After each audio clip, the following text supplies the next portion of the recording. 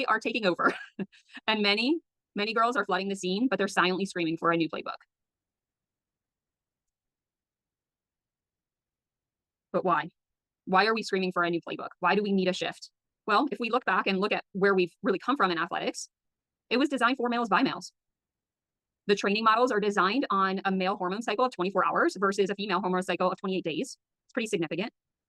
Performance expectations prioritize aggression, dominance, and stoicism, which are generally male-centric characteristics. And representation. Leadership roles in coaching, officiating, administration were and still are overwhelmingly held by men. I don't believe this is a bad thing. Matter of fact, I actually enjoyed my experience as an athlete in this system until it ended up hurting me, right? This system got us where we are, and we are in a really good place. But some of our old school ways are falling short, and it's evident, not just for girls, but for boys too. Remnants of that legacy in the female experience show up with uniformity over individuality. What I mean by that is it's a focus on a system, not the individual, and females are highly driven by individuality.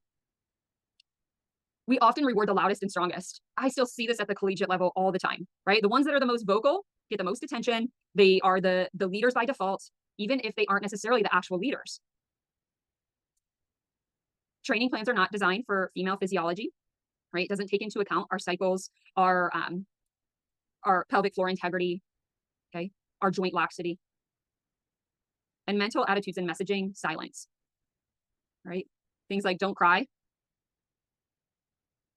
tough it out, you've got this, right? It discourages a vulnerability that actually females thrive in. So I like to say what got us here won't get us there.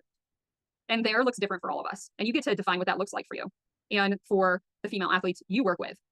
But if we keep plugging girls into outdated systems, we will limit their growth, accelerate injuries, and lose them from sport altogether.